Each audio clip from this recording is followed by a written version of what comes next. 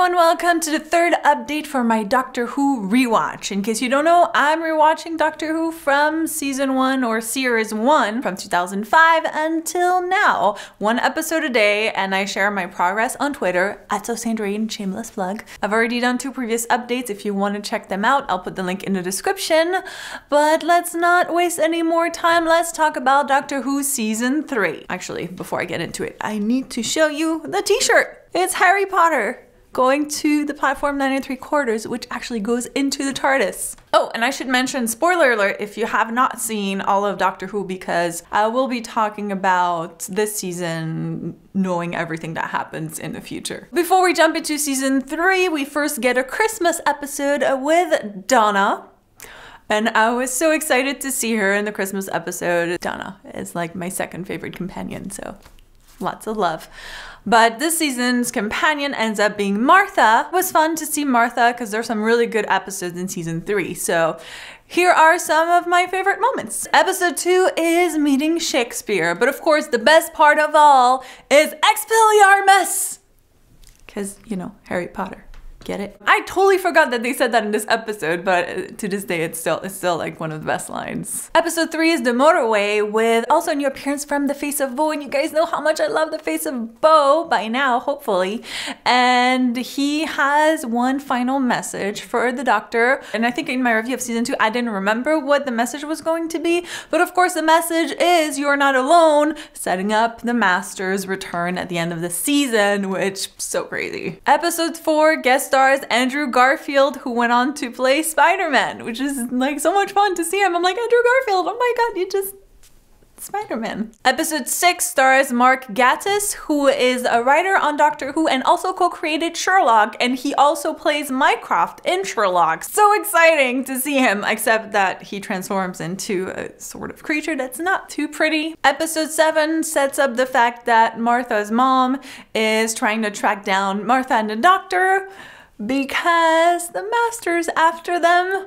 And again, I did not even remember this. So when it all came together, I was like, Doctor Who, you're so good. Episode 8 and 9, it's a 2-parter when the Doctor becomes human as kindness so he doesn't have to kill the aliens that are coming.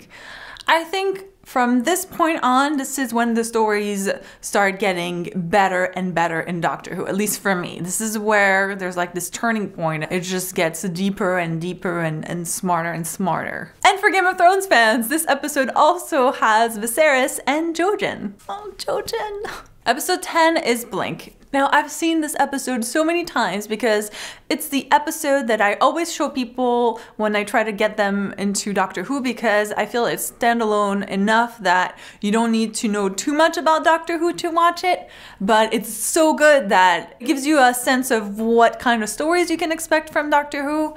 So usually I start with Blink and then I move on to like 2 or 3 other ones, but Blink is, I've seen this quite a lot. And even though I've seen it so many times, I still enjoyed rewatching it this time around. That's how good it is. Episode 12 is when the Master becomes Prime Minister of England. And episode 13 is the season finale. And for me, this episode is one of the best, if not the best, season finale of any show ever. I love it so much. The way the Doctor sets up this plan to defeat the Master, with Martha going around the world and they all think of the Doctor at one time all together, and it just kind of brings him all his powers, because throughout the year he also did his job in connecting to some sort of power source, I think. Don't quote me on this. Anyway, it's just really cool. And I love the scene where the Doctor forgives the Master, but then he gets shot and dies, and you have this look on David Tennant's face where you realize that he's not just sad that the Master is dying, but he has this realization that he's alone again.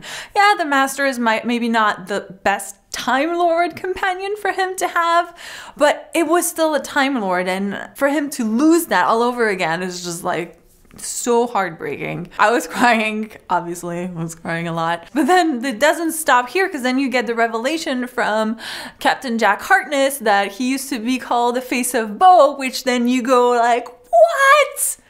What?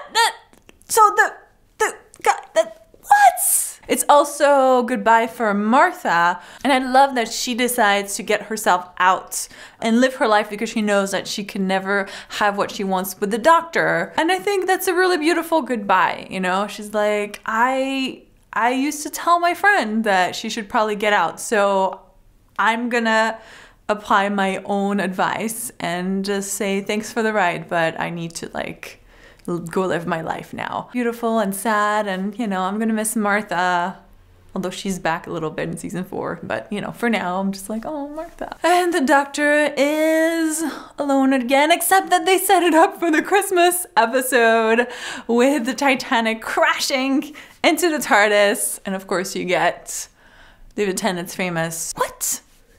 What? What?" I mean, I just don't do it as well as he does, but you know, you get it. It's like the best.